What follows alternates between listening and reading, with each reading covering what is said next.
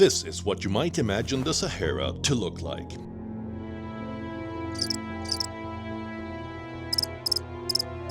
This dry desert landscape has now been transformed into a lush green area, thriving with life.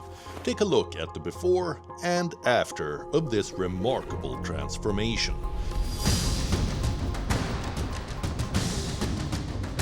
What if I told you there's a wall being built right now that could reshape an entire continent? A wall that could stop a desert in its tracks, transform lives, and even combat climate change. Here's the twist: it's not made of stone or steel. This wall is alive. Could this be humanity's answer to one of the planet's most pressing crises? Or is it a dream too big to succeed? Today we uncover the secrets of the Great Green Wall of Africa.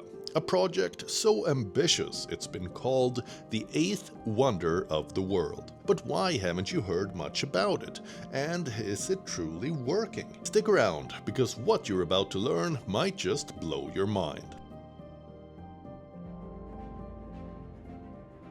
Imagine a land so dry and barren, nothing grows, where families wake up every day to the relentless encroachment of sand. Crops fail, livestock perish, and communities are forced to make impossible decisions: stay and fight for survival, or leave their homes forever. This is the reality for millions living in the Sahel region of Africa, a vast belt of land stretching over 5,000 miles across the continent, just south of the Sahara Desert. Once fertile and teeming with life, the Sahel is now at the forefront of a relentless and devastating environmental crisis. But how did we get here? It all began with a perfect storm of challenges. First, there's desertification, the gradual transformation of once productive land into desert. For decades, unsustainable farming practices, overgrazing by livestock, and widespread deforestation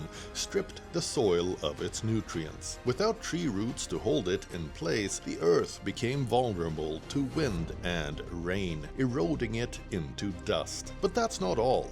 Add to this the intensifying effects of climate change. The Sahel is warming 1.5 times faster than the global average. Rainfall patterns have become erratic, swinging from devastating droughts to torrential floods. This makes it nearly impossible for farmers to grow enough food to feed their families, let alone make a living. As the land dries up, the consequences ripple out. The Sahel is home to over 135 million people, many of whom rely on farming and herding for survival. When the land fails them, they are left with few options. Hunger, poverty, and despair drive people from their homes, leading to a surge in migration and displacement. By 2050, experts predict that 85 million people could be displaced by desertification in the Sahel alone. And as resources like water and arable land become scarcer, conflicts over their control are becoming more frequent and deadly. But this isn't just an African problem. The Sahel is a global linchpin. Its challenges ripple outward, fueling migration crises and destabilizing economies far beyond its borders. The world could no longer afford to ignore the growing desert or its devastating consequences. And so the leaders of Africa came together with a bold and unprecedented idea. What if we could stop the desert in its tracks? What if we could turn this barren land into a thriving landscape? This was the vision that gave birth to the Great Green Wall, a project unlike anything the world had ever seen. A wall not of stone or steel, but of life itself, stretching across the entire width of Africa. But could something so ambitious really work? And would it be enough to reverse decades of damage? To answer that, we need to dig deeper into the story of the Great Green Wall, a story of resilience, innovation, and the fight to save a continent. The Great Green Wall is no ordinary project. It's a bold vision to plant a belt of greenery spanning the width of Africa. From Senegal on the Atlantic coast to Djibouti on the Red Sea. We're talking about over 8,000 kilometers of restored land, crossing 11 countries and involving millions of people. But wait, why plant trees to fight desertification? What makes this strategy so powerful? Trees are nature's miracle workers. Their roots stabilize the soil, preventing erosion. They pull carbon from the air, cooling the planet, and their canopies provide shade, reducing evaporation and helping the land retain precious water. But here's where it gets fascinating. This isn't just about planting trees, it's about creating an ecosystem that can sustain itself for generations. Is the Great Green Wall working? The answer is a resounding yes, and the proof is in the incredible success stories unfolding across the Sahel. Let's zoom in on some incredible success stories. In Senegal, over 12 million drought-resistant trees have been planted. The result? Fertile land is returning, and farmers are growing crops again.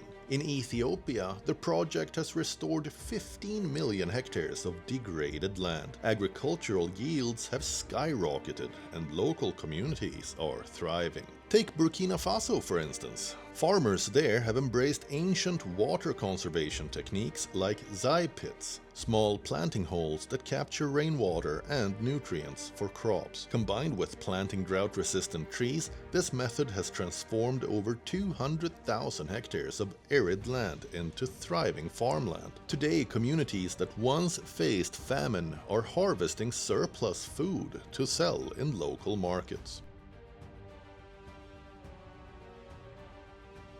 In Nigeria, the project has brought life back to over 5 million hectares of degraded land. Alongside tree planting, local communities are using the restored areas for agroforestry, a technique that combines crops and trees to maximize land use. The result? Better crop yields, increased income, and a return of biodiversity to regions that were on the brink of ecological collapse. And then there's Sudan, a country often in the headlines for its challenges, but rarely for its triumphs. In regions affected by desertification, the Great Green Wall has introduced community nurseries, where local people cultivate native plants and trees. These nurseries have led to the restoration of over 15,000 hectares of land, provided shade and fodder for livestock, and even spurred new businesses in sustainable forestry products. But we're not done yet. Let's explore a few more examples that show the full breadth of this project's impact. In Chad, efforts focus on reviving the Lake Chad Basin, which has shrunk by 90% over the past century. By planting vegetation along its shores, the project is helping to stabilize the soil, reduce evaporation, and create grazing areas for livestock. Fishermen who once abandoned their villages are now returning, hopeful that the lake's revival will bring back their livelihoods. And in Mauritania, where sand dunes once buried entire villages, the wall has become a literal line of defense. Rows of acacia trees act as windbreaks, preventing the encroachment of desert sands. These trees also produce gum arabic, a valuable export commodity, giving communities an additional source of income. These are not isolated wins. They are a testament to what's possible when bold ideas meet local innovation and global support. From Senegal to Djibouti, the Great Green Wall is transforming lives and landscapes. And the best part? This is just the beginning. With every new success, the wall grows stronger, proving that even the most ambitious visions can become a reality. But the Great Green Wall isn't just about restoring the environment, it's about empowering people. This project has created over 20 million jobs, from planting trees to developing sustainable agricultural practices. For many women and young people in the Sahel, this wall represents hope, a chance to build a future in their own communities instead of being forced to migrate in search of opportunities. Of course, a project of this scale isn't without its challenges. Funding remains a significant hurdle. Despite pledges of billions of dollars, progress in some regions has been slow. Coordinating 11 countries, each with its own priorities, adds another layer of complexity. But here's the surprising part. Despite these obstacles, the momentum behind the Great Green Wall continues to grow. Why? Because the stakes are just too high to ignore.